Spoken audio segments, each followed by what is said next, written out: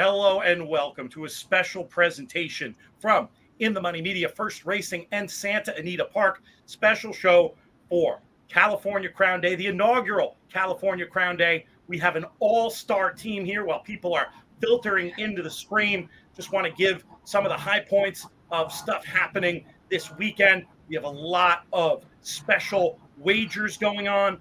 We have a place where they all live, a landing page going to be over at inthemoneypodcast.com/CalCrown to check them all out. A couple of different two-day doubles. We've got an all stakes wager connecting action on Saturday. The coast to coast bet is back. Lots of terrific stuff. You can find all the details in themoneypodcast.com/CalCrown. Also, a handicapping contest is happening. $6,000 is the entry fee, $5,000 live bankroll, $1,000 to the prize pool. Fabulous prizes, including NHC seats, BCBC seats, and of course, cash. You can learn about that, expressbet.com/tournaments. I will introduce the team, starting with a woman who I most recently saw right here in Los Angeles at the Women's Summit, doing a fantastic job narrating a very informative panel. You may have seen her on Olympics coverage over on NBC, as well as many other places. She is Britney Eurton. Welcome back to our airwaves. Great to have you here. Oh, always fun. And I'm back home, which feels even better.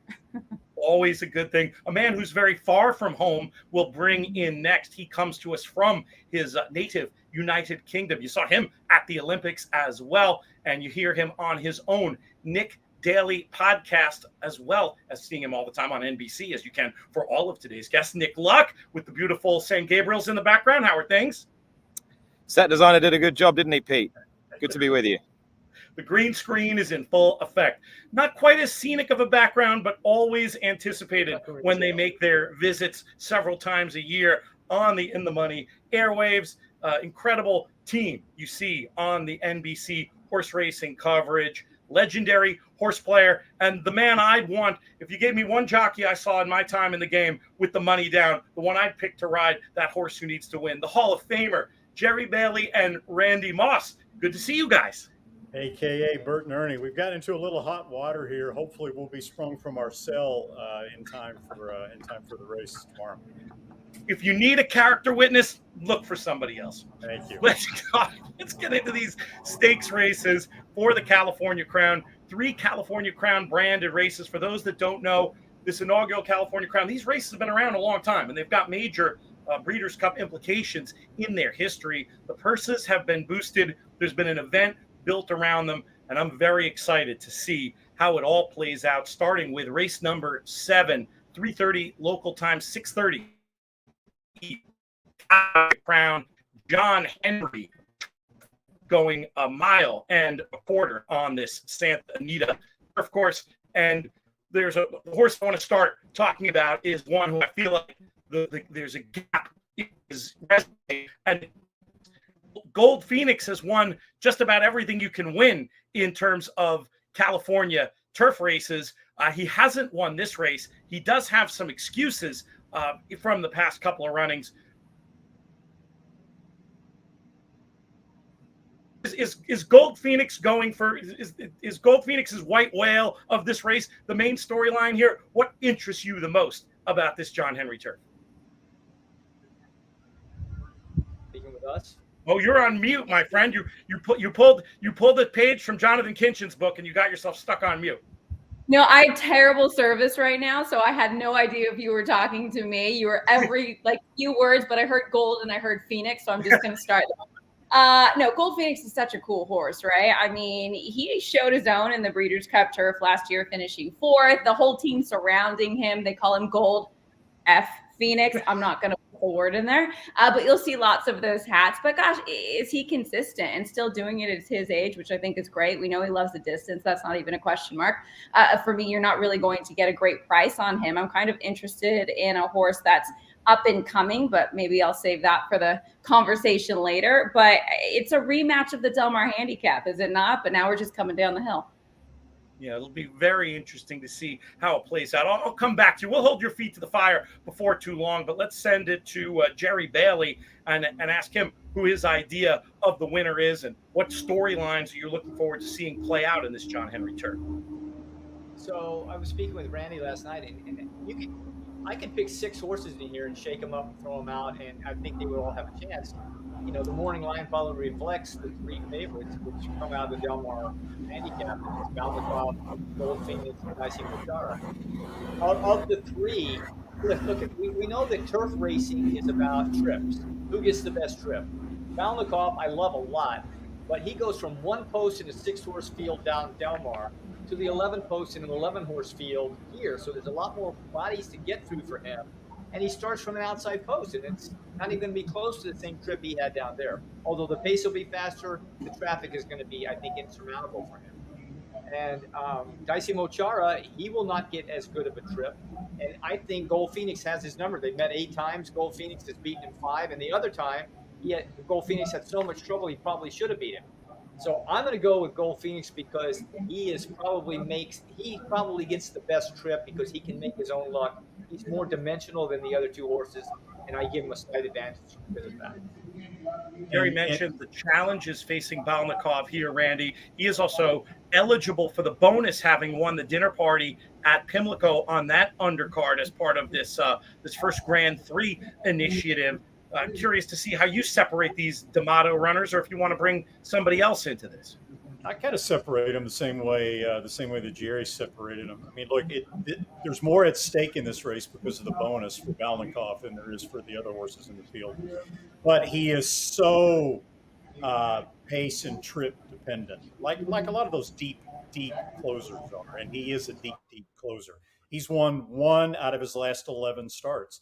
Dicey Mochara has more tactical speed, but he's won only 1 out of his last 16 starts, right?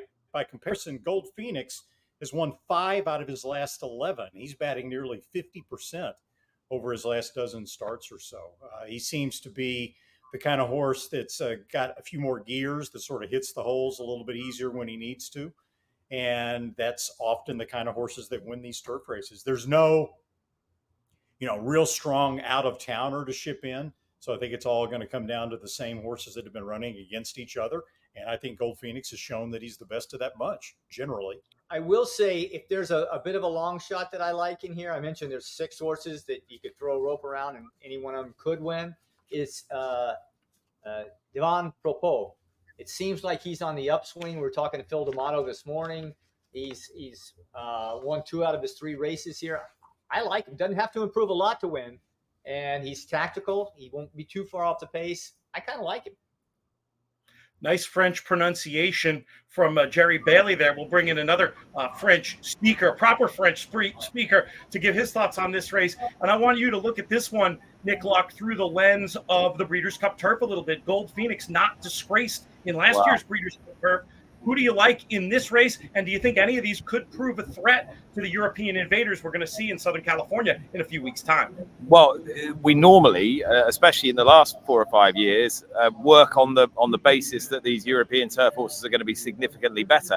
I'm not sure that the European challenge for the 1.5 mile Breeders' Cup Turf is going to be that strong this time. City of Troy runs in the Classic. August Rodin is going to the Japan Cup. Calandagan is going to the British Champion Stakes. He'd be very interesting if he turned up. Goliath's going to the Japan Cup as well. So all the best European turf horses are going elsewhere, I think. So, a worthy horse who finished a creditable 5th in it last year has certainly got a shot of being on the board this time. I wouldn't completely discount these Californian horses. Funnily enough, talking about the D'Amato horses, the only one that hasn't had a mention is dear old Rock Emperor, who last won, I think, when Trump was president before. He hasn't won for ages, and he is a horse, however, who I think is quietly getting used to Californian racing, having been set some very tall tasks when he was over on the East Coast, and he didn't run at all badly behind a couple of these last time. He is getting that little bit closer. He's got Rispoli on his back, who I know thinks he can run quite a big race. I'm not saying he's going to win, but if you're thinking of using long shots underneath, I think he'll get a bit of the action late. I could see him finishing a kind of creditable 3rd. Yeah, Pete, let me give Brittany, you one more before, big long shot. oh, go Big for long it. shot to use underneath it. We may be talking 40-1 here. I mean, we're talking gigantic long shot. But a lot of these horses, 6 of them came out of the Del Mar handicap, which is probably best known for the lack of pace, right? They went 116.44 for the 6 furlongs. There is really only one logical pace contender in this race, and that would be the one horse Cabo Spirit. I mean, yes, Dicey Mochara made the pace in the Del Mar handicap just because nobody else wanted it. Cabo Spirit's 30-1 in the morning line. He's going to make the lead from the inside post. They're probably going to leave him alone because they think he's got no chance. He probably won't have to go that fast on the front end. Yes, it's turf, it's not dirt, but I still think that he might be able to hang around long enough to maybe be part of the trifecta or the superfecta if the race develops the way I think it might. Before we pivot to the next of our races, Brittany, I did want to come back to you to hold your feet to the fire a little bit because it did sound like you had an idea for the winner here, and maybe a little bit bigger of a price than Gold Phoenix, whom we spoke about before. Who is it? Oh yeah, it's not a 30-1 shot though. It's definitely not Cabo Spirit that I went with. I like the 3. You were talking about the other D'Amato there. I just think that this horse is on an improve, gets the opportunity to stretch. Well, I don't want to say stretch back out coming from a mile and 3/8, but we obviously know that this horse loves the distance. And for me, could be sitting just that tactical trip in a race that is void of some real strong speed. Better price than some of these other runners. I like Dicey Mochara, but if you're going to get a better price than Gold Phoenix, I kind of like the 3 in here. Let's turn ahead to the next race. The California Crown Eddie D Stakes is up next. This one going down the hill at 6.5 furlongs. Brittany, let's keep it with you for your thoughts on this one. One of the big storylines here, Big Invasion. He went so close in the Breeders' Cup Turf Sprint last year. Is he the one you have your eye on, or do you want to talk about somebody else? I tend to like horses that have gone down the hill before. You have to talk about the course if you're talking about this race, right? It's one of the most unique courses in, I will argue, all of the world. You do a right-hand turn before you do a left-hand turn. So that's why if you're talking about post position, post 11 for Big Invasion really won't be an issue whatsoever because they're going to be making that right-hand bend first before they go left. So that's not even a question mark. And the horse is going to be dropping out the back. You always have to respect this invaders, no pun intended, with Big Invasion and what Christophe Clement sends out. I think this horse definitely has some back class, but a horse that I know absolutely loves the 6.5 furlongs. And I'm not saying this because the Dodgers just clinched the NL West yesterday.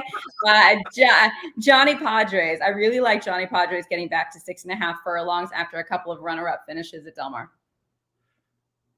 That's the Brooklyn Dodgers when you're talking about Johnny Padres. You're getting into my comfort zone there. The Dodgers we know. Yeah, and my grandpa's. He actually disowned the Dodgers when they left Brooklyn, but I still say Dodgers all the way, regardless. They often describe it as a European-style turf course going 6.5 down the hill. The reality is there's not much like it anywhere in the world, but we'll bring back our man from the UK, Nick Luck, to get his thoughts on this year's Eddie D. I don't think I've ever seen a European horse win down this downhill turf track. Not one that's actually still trained in Europe, anyway. I think Brittany's got it right. It's the inside and the outside here. I think Big Invasion will probably win because of the draw, but I think Los Padres is the horse with the strongest credentials, and I think whatever happens, it'd be an interesting player in 5 weeks' time, even back in distance. So yeah, I haven't got much more to add. Big Invasion should outclass these. It's interesting when it's such a different style turf course coming from the 6.5 down the hill to the sharper sprint they're going to face at Del Mar. It takes a special horse to be able to do both of them. Jerry Bailey, do you think we might see a horse capable of winning this and going on to win the turf sprint? And who do you like on Saturday? I don't know. It depends on how they win because there's a couple of horses like Cogburn and AG Bullet and what's the horse from Brad Sell from Europe, who are very tough customers. But let's get to this race. I cannot argue with Johnny Padres. He has an excellent chance. But to me, the fastest horse in the race, and a friend told me one time when I started television, just pick the fastest horse in the race. And to me, it's Big Invasion. When Big Invasion gets a clear trip and firm turf, he runs his race, and his race is good enough to win that. And with this post, he is definitely going to get a clear trip. Even though he's never been on the course before, I think he'll probably be able to overcome it because he's got Flavien Prat, who's the hottest rider in stakes races in America right now. But to me, the interesting horse behind him would be First Piece. We were just talking to Mike Smith earlier, and he thinks maybe he took too much hold of him in his last race. That's why he didn't run all that well. And every time this horse has turned back from a mile to 6.5 furlongs down the course twice in recent history. One time he was second, beaten a half length, and the other time he won. He is again turning back from 1 mile to 6.5 down the hill. So I think the progression of his races lends for a very good performance by First Piece. So Big Invasion, First Piece, Johnny Padres. There's your triple. I like it. We'll take that to the bank. Randy, are you in consensus with your partner? Or do you have a different approach here? Yeah, I mean, I like Johnny Padres more than First Piece, but I think First Piece is a nice horse. They ran against each other in a race called the Siren Lure earlier this year down the hill at Santa Anita. And the Siren Lure, unusually for a race down the hill, was pretty slow paced. And First Piece was up on the pace, and Johnny Padres was back about 4 lengths, and Johnny Padres was still able to run him down in the last part of it. And by the way, Johnny Padres played for both the Brooklyn Dodgers and the Los Angeles Dodgers, by the way.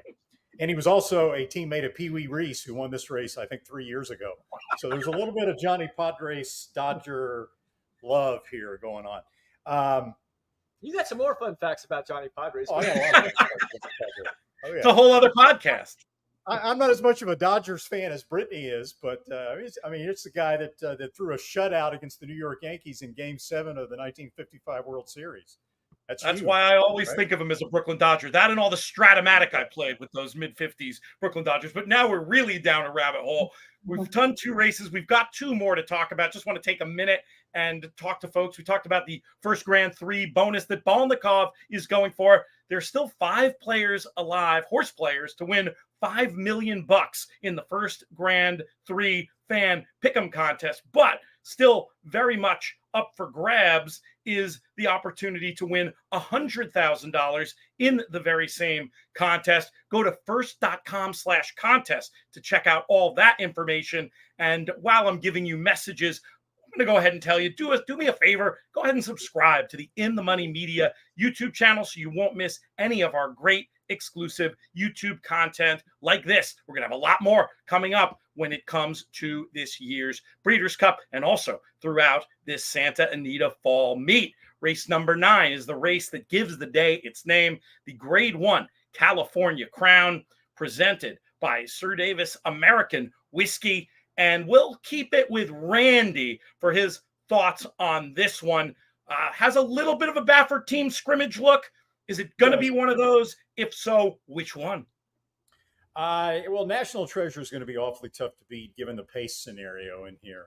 There's no real, there's nobody in the race on paper that can really go with National Treasure early. And the horses that may be closest to him early are trained by Baffert, especially Muth, who should be pretty forwardly placed as well. And, we've seen National Treasure. I think you can draw a line through his off-track races, which means his last race in the Whitney, which was a pretty muddy track. Clearly, he is not the same horse on an off-track as he is on a fast track. And his most recent races, everywhere from Saratoga, where he set record fractions for the 1 mile Wilson course at Saratoga when he won the Met Mile. And, even Saudi, he was on the lead or close to the lead until very late, in which he got tired. But he's run some huge races, and he's going to be awfully tough to beat. Honestly, though, for a price, as much as I love Senor Buscador, I just don't think this race is going to have enough speed to set up for him. Jerry and I have a $1 bet already on this race, horse for horse. Newgate, I think from post position number 1. He's training very well. He's going to save ground. I think he's underrated. You get the Bob Baffert other horse angle, which plays pretty well in some of these stakes races in which Bob has multiple entrants. And he's going to be a higher price than the other 2 Baffert horses. So I think Newgate at a decent price is who I'll wind up landing on. A little shout for the other Baffert from Randy. Jerry, what do you think? Is he on to something or is he out to lunch? Well, I like Subsanador better than I do Newgate, even though I'll agree with Randy on the points about Muth and National Treasure. National Treasure, I thought, ran a race of a lifetime in the Pegasus when he won that in January. He was hooked so hard by Hoist the Gold early in the race. They went head and head around the first turn, and Flavien Prat just eased National Treasure back off a little bit in the backside. I thought he had no chance at all turning for home, and he went on and won. So if he's anywhere close to the National Treasure back at the Pegasus in January, he's the clear winner. Muth, I'm just not sure he's fast enough. He will need to improve off the win in the Shared Belief in order to win. But the horse I believe is on his game and training right now and racing in great form is Subsanador. The win at Monmouth, the way he won, settling just off the pace, brilliant turn move. We just talked to Mike Smith, as I said earlier, about this, and he seems to know the horse pretty well. That kind of move should be able to win this race, depending on when he wanted to use it. I believe, unlike a friend of mine, that he had a lot of energy left through the stretch. He was pricking his ears. I think he was idling once he made the lead. So I think there was more left that day. And if there was, then he's going to be a tough customer for National Treasure to hold off. He's handicapping the ears, Pete. That's right. You've got to handicap the entire horse, Pete. Somebody better tell Randy. It takes the entire horse. Yeah. Il Miracolo's ears were doing this too, coming down the stretch, but he doesn't think Il Miracolo could win. Hey, Randy, I've got a question for you. Randy, what's more important? What's more important to a horse's performance in a Grade 1 horse race? A, the ears, or B, the jockey? Ooh. Well, because Randy believes jockeys at this level don't matter. They're all good. I would say the jockey would matter more than the ears, though, in this particular situation. Nick, you seem eager to get in the mix here. Who's your idea of the winner of the California Crown? No, I just wanted to be facetious for a few minutes. Who's my idea of the winner of the California? I do think I would give Senor Buscador a bit more respect, I think. Can I quite envisage him winning? No. I can see him running a hell of a race, though, particularly as he's been sharpened up over a completely inadequate 7 furlongs to get him ready for this. He actually ran quite well in it last year when he hadn't achieved what he's achieved now. And I just don't know how many horses there are in training that could have done what he did in that trio of races in the Pegasus, which, let's face it, he shouldn't really have had any business getting as close as he did in that. Then the Saudi Cup, which was tailor-made for him, 1 turn 9 furlongs on a deep surface, and then Dubai. I thought he excelled himself. So I actually think just on raw ability alone, he deserves a bit more respect than the market is likely to give him. And interestingly, I was talking to Richard Mandela this morning about Subsanador. Went over to his barn to see the horse, and he said that the reason that he thinks he elicited so much improvement out of him from his first run for him to Monmouth Park was because he figured out how to train him. And he said that he felt that he was a horse who didn't need very much work and really just needed to be kept super fresh and enthusiastic. And he feels he's got him in a good place. Good intel there. Certainly interesting. I missed it. Did Mandela say anything about his ears? He said he's got some of the most beautiful ears that he's ever seen on a horse.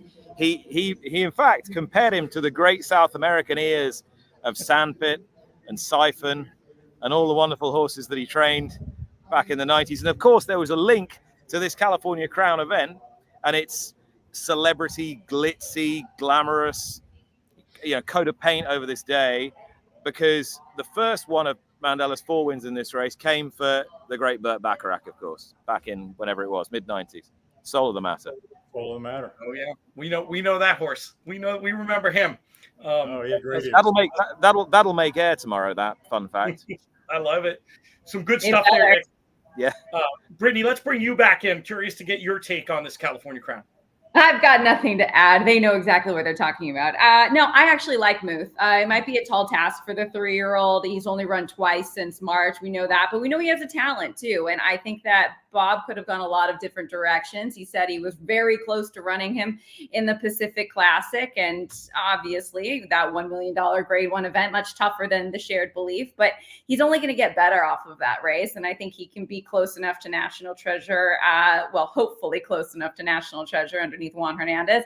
It's going to be a battle to the finish, and it's probably going to be Bob's 3 horses. I love Senior Buscador, love this horse, but when the trainer says it's impossible to beat that kind of horse with a slow pace, I'm probably going to lean into what the trainer says and maybe pick him again in the Breeders' Cup Classic.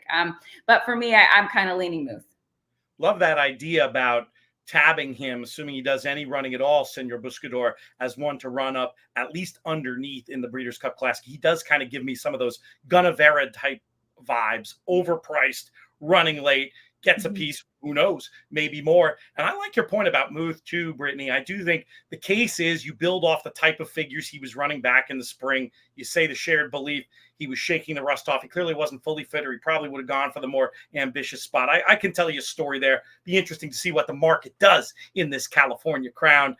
Very exciting stuff going to be happening with major Breeders' Cup Classic implications. One more race to talk about on this show. It's not a California Crown race proper, but it is a Breeders' Cup win and you're in race for the mile. The Grade 2 City of Hope sees the return to the races of Johannes. Been so impressive, imperious in victory at right around this level in the last 3 starts. Is he the one for you here, Brittany, or can we bring in something at a little more of a price? No, I'm not getting crazy with the cheese whiz whatsoever on this horse. Johannes, obviously undefeated on the Santa Anita turf course. He's in great form. I actually spoke with Umberto Rispoli's agent yesterday, Matt Nakatani, and like this is their star of the weekend, right? And obviously he rides a lot of good horses. But again, I am not going to try and beat Johannes whatsoever. Fair enough. Nick, let's bring it to you with a similar question to what I asked you when we were talking about the John Henry turf. Is Johannes or any of the rivals today horses you could see not only doing well Saturday, but potentially standing up to the no doubt strong contingent that we'll be seeing from overseas in the Breeders' Cup Mile? Yeah, definitely. I mean, the horse from Europe probably that's got the strongest Breeders' Cup Mile credentials is Notable Speech. You sort of slightly get the feeling he's a bit of a Goldilocks horse and needs everything to go right for him. But if he produces his best, he ought to nearly win the Breeders' Cup Mile. It's a great shame Rosalian's not here. He's out for the rest of the season. And Sharon, who is the best older miler, I can't see him coming. I think he wants a bit of juice in the ground. He's a very big horse. So I don't think it's going to be insurmountable for the locals to get a piece of the action in the Breeders' Cup Mile. I agree with everything everybody said, and actually I was talking to Simon Callahan this morning, and he said, "Oh, I like my horse, but Johannes is going to be super hard to beat." I wouldn't entirely rule out a big run from Trickery. One of the reasons is that I know that Graham Motion's had this race in mind for a long time for this horse. He's been targeting this event for a few months with him, and he clearly wants to get him out here, get him out west, get him on the firm turf, and he's got a very pleasing style of going, and he's one of those rare turf horses who can really use that early tactical speed to his advantage, a bit like his sire Oscar Performance. So I wouldn't be surprised to see him run quite well. Who's Brittany cheering in there? You weren't on screen, but I had to do that to you, Brittany. What was that? What was that result? I'm sorry. My dad just won a race at Churchill Downs with a first-time starter named Trust Fund Philly. A Trust Fund Philly. Brilliant. Sometimes the jokes write themselves, Brittany. Oh, man. I'm sorry. He's like dancing over here. Apologies. No, there's nothing to apologize for. It's great. That's good. That's good. There's the man. We got a little photo bomb, too. All right. I don't want to keep you guys too much longer than I said, so we will bring it back to the dynamic duo down there in the corner, but we'll go in the other order this time. Randy, I'm going to start with you and your thought on this City of Hope Mile. Well, Johannes is the best turf horse in California, period. Any distance, he's just looked fantastic.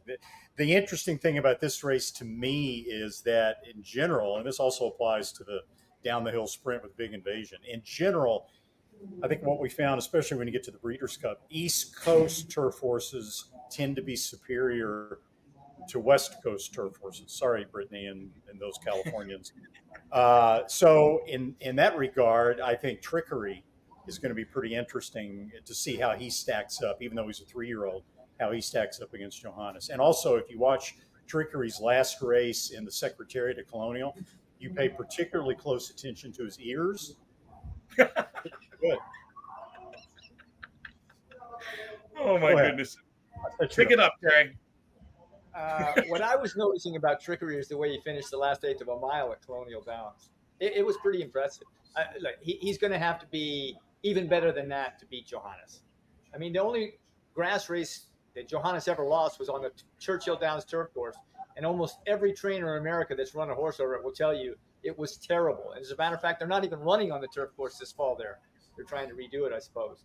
But yeah, it's hard to go by him. But if you don't want to take 4 to 5 on a horse, then I agree with Randy. Trickery, to me, is a very, very live horse coming in from east to west. He sits a good trip. He's not going to be far behind. So he and Johannes are going to be somewhat similar in their positions throughout the early part of the race. And whoever finishes better, I suppose, between the two will win. Really appreciate all your time here. Want to remind folks one more time, all these great 2-day wagers, including special doubles with player-friendly terms, 15% takeout, $5 minimum. There's a 2-day all-graded stakes pick 6, 2-day all-graded stakes pick 4, as well as an all-stakes pick 5, and the return of the Coast to Coast, the California Crown Betting Challenge. Again, check that out, expressbet.com/tournaments. Lots of ways to leverage your opinions. Hopefully listen to the crew here and make some money. That's my plan anyway. Want to thank Nick and Brittany and Jerry and Randy. Yes, Nick. You go. You've got through an entire edition of this show without saying the word Shabuzi. And for that, you will be off Peter Rotundo's Christmas card list forever.